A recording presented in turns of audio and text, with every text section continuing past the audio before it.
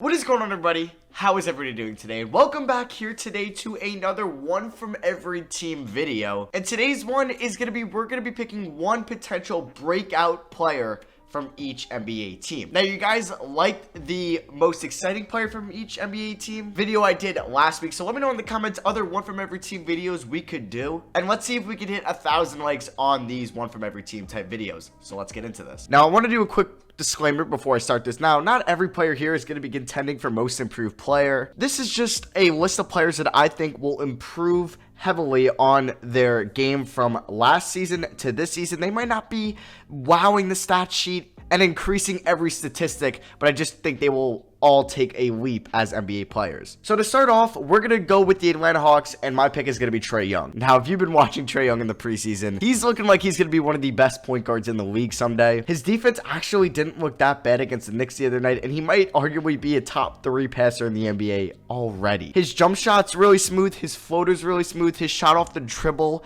is already amazing, and I think Trae Young's due for a big sophomore season. Now, moving on to the Boston Celtics, we have Jason Tatum. Now, a lot of people thought that Jason Tatum's sophomore season was disappointing, even though he did increase his points average, his rebound average, his assist average, his steal average. His three-point shooting and field goal percentage overall did go down, but I think for his third year in the NBA, he's due for a really good one. Now, moving on to the Brooklyn Nets, I have Jared Allen as my breakout player. It was hard to pick between him or Caris LeVert, but I did go with Allen. Now, you guys know I really didn't like the free agency signing of DeAndre Jordan, but obviously it made sense. Kyrie and KD wanted it, so you had to please them. I think Jared Allen is going to take that starting role by the end of the 2019-2020 season from Jordan. I think he should start from the get-go, and he's going to prove to the Nets why he was a steal with the 22nd pick in the 2017 NBA draft. Moving on to the Charlotte Hornets. Now, there's not a lot going on for them. Obviously, the rookie season of PJ Washington will be something to keep an eye on. The sophomore season of Miles Bridges and the junior season of Malik Monk will draw some attention, but my pick is actually going to be Terry Rozier. He will play the most minutes of his NBA career this year,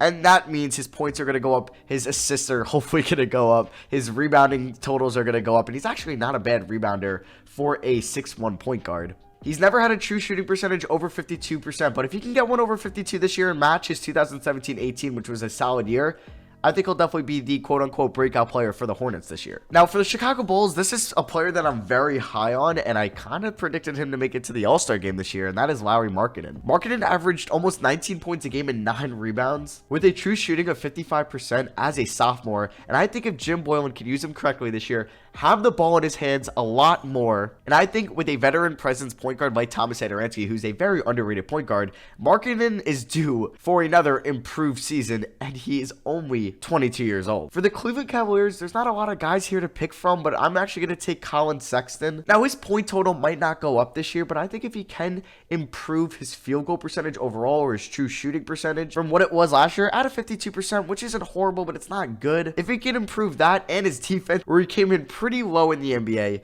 with a negative 3.7 defensive box plus minus. He had a negative defensive win share. If he could just improve his defense this year, which I think he could, I think playing alongside with Garland will actually help him.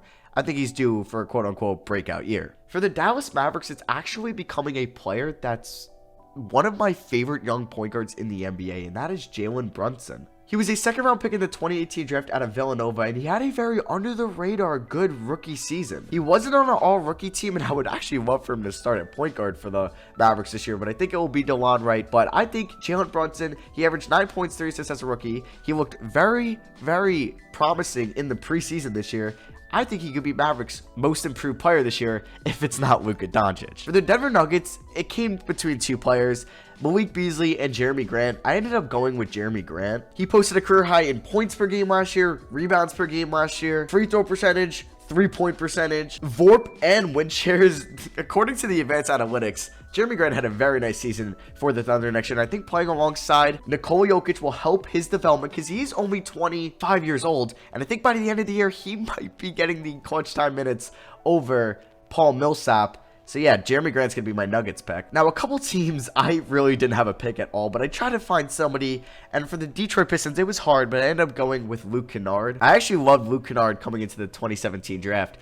but he has disappointed in his first 2 years in the NBA. His three-point percentage has been really good, 41% as a rookie, 39% as a sophomore, but he's only playing around 20 minutes a night. I hope he can play a lot more this year, and we can see a lot more volume and a lot higher of a usage rate for Kennard this year, because then if not, I don't really have a breakout player for the Pistons this year. For the Warriors too, it's really hard to find someone. I ended up picking Marquise Chris, but do I really think Marquise Chris is going to have a mind-blowing fourth year in the NBA? No. Obviously, this will be a really big year for guys like Draymond Green and Steph Curry, but if I had to pick a Warriors player, I'm going to go Marquise Chris. Once again, it was really hard to pick somebody for the Houston Rockets. I ended up going with Daniel, I should say. But yeah, this will be his age 26 season. He actually didn't play that bad for the Rockets last year in 39 games. If we see a lot higher of a volume for him this year, I think he could be the Rockets' most improved player overall. For the Indiana Pacers, I have Aaron Holiday. Now, Aaron Holiday was a 22-year-old rookie last year, but there was the departure of Darren Collison and Corey Joseph in the offseason. Victor Oladipo will be out for at least the first month, maybe even the first 2 months of the regular season. So Aaron Holiday is going to get majority of the backup minutes behind Malcolm Brogdon. A lot of people in the Pacers camp or around the Pacers team are raving about him, so he's going to be my pick for most improved Pacers player, but I wouldn't be surprised if it's Sabonis or like Miles Turner by the end of the year.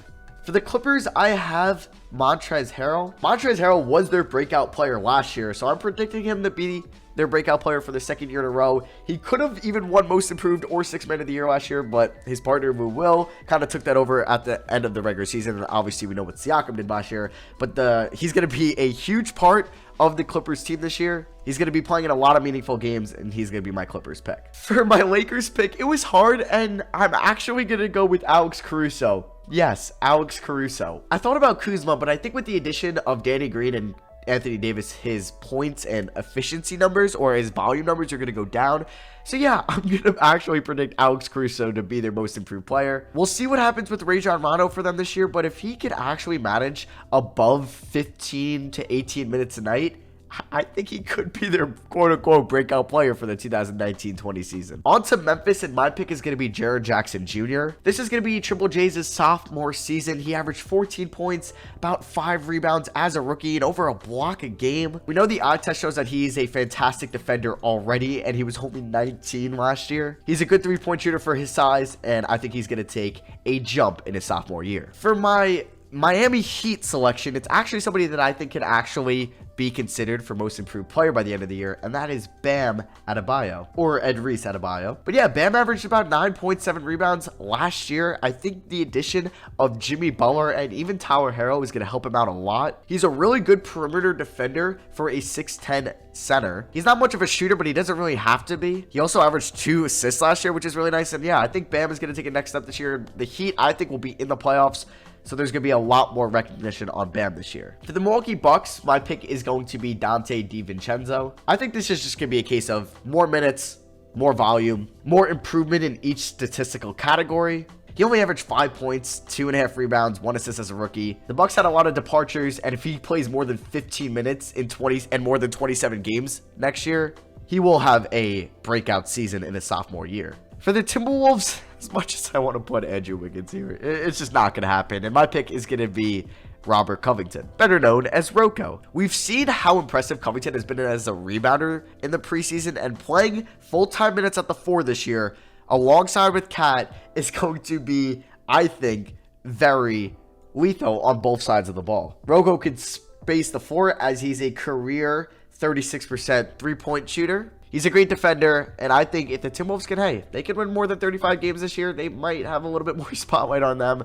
But yeah, we'll see if they can even make the playoffs this year. For the Pelicans, I mean, I wanted to say Zion Williamson, but I chose not to do rookies here. So my picks, yeah, it's going to be Lonzo Ball. I think Lonzo Ball will top his assist total, or reach a career high in that, as it's only been 7.2 as a rookie, which is really good. 5.4 assists per game last year. I think he's going to improve as a defender. I actually think his three-point percentage will hit a career high this year. Same with field goal percentage. Maybe not as much free throw percentage. I don't think Lonzo Ball is going to set the world on fire, but I think he will have a breakout third year. On to the New York Knicks, and my pick is going to be Mitchell Robinson. You guys know I love Mitch. He's going to be one of the better shot blockers in the league for years to come. He's crazy athletic, and you guys know that, and with a full season of starting, I think his numbers are going to be one of the best in the leagues for a center on the rebounding and shot blocking end. Shai Gilgeous-Alexander is going to be my Oklahoma City Thunder pick. Playing behind Patrick Beverley last year, Gilgeous-Alexander didn't really have that much of an opportunity to shine what he could be. A lot of people are predicting him to have a De'Aaron Fox type sophomore breakout year, and I could definitely see that as well, and I'm very excited to see him this year in OKC.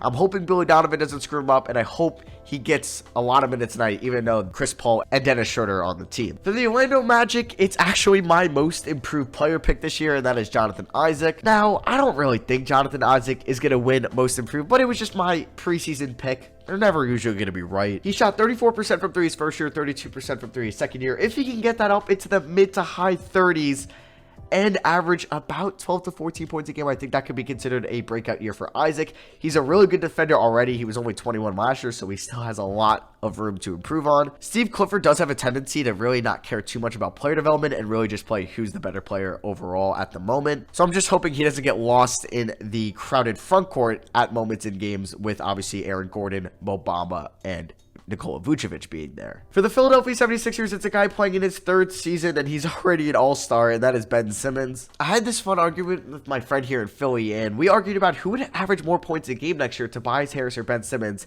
And I actually chose Ben Simmons. He averaged 17 points per game last year with Tobias on the roster for half the year and Jimmy Butler on the roster for mostly the whole year. I think he'll be the second highest scorer behind Joel Embiid. I honestly think he'll hit a couple threes throughout the year. Not too many, but I think he'll hit a couple at least. He's going to keep improving as one of the league's best overall defenders, and obviously he's already a fantastic rebounder and facilitator. And yeah, I think Ben Simmons is going to be an easily all-stars pick for this upcoming season. For my son's pick, I can't stop raving about this player's sophomore year, and that is DeAndre Ayton. He averaged 16 points and 10 rebounds as a rookie last year on only 12 field goal attempts a game with no true point guard. I'm not a huge fan of coaching changes in players' early years in the NBA, but I do think Monty Williams is an upgraded head coach, and I honestly think DeAndre Ayton can average north of 18 points a game this year and will still average double-digit rebounds while improving as a defender, and I hope to see him maybe hit a couple threes this year, but I don't know if he'll attempt any. On to the Sacramento Kings, and Marvin Bagley the third is going to be my pick. He's had a really nice preseason. He averaged 15 points and 7.5 rebounds last year for the Kings, and he only started 4 games. I think with the starting role this year, I think he honestly might have a chance to average more points a game than Buddy Hield. Would I bet money on it? No, but I think we're going to see a lot of improvement in Marvin Bagley the third sophomore year. San Antonio's pick is going to be possibly a most improved player candidate and a comeback player of the year candidate, and that is DeJounte Murray. Murray has looked really good in preseason, coming off a torn ACL. I don't know how many minutes he's going to get to start the year, if maybe the Spurs are going to try to ease him back in. But we all know Murray is a great perimeter defender, at least before the injury, and he has looked very, very impressive on the defensive end in the preseason. He looks kind of back to his old self, but I'm not going to bank on it. But you know what? He is going to be my Spurs breakout player. On to Utah, and it's actually a low-key player, and that is Royce O'Neal. I guess he isn't very low-key, at least in Utah, but he's a very good 3-and-D player. He is a career 37% three-point shooter in his first 2 years. He's a little bit on the older side. He's already 26 in his third NBA season, but I think he's going to be a very nice 3-and-D player for the Jazz this year. He might start a couple games. We'll see over Joe Ingles. I'm not totally sure. He did start 16 last year, but they did add Bojan Bogdanovic. But I think he's going to be a very key piece to that Jazz team. And finally, for the Washington Wizards, I have Thomas Bryant. Thomas Bryant also is somebody I think will be in the most improved player conversation. He averaged 10 points and 6 rebounds last year for the Wizards, starting 53 games for them. And I think he will be the second most impactful player for them this year behind Bradley Beal. Oh, and also, I did forget about the Portland Trailblazers. Sorry about that. But my pick there is Anthony Simons. He had a really good summer league. We'll see what he can do this year. Hopefully we see a lot more playing time for him this year. He only played in 20 games last year and averaged 7 minutes a night.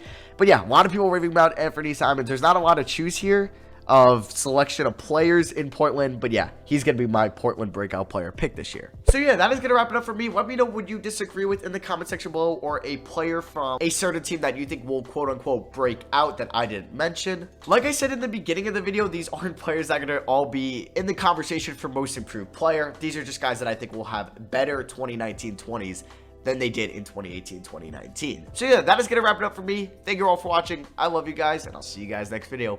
Peace.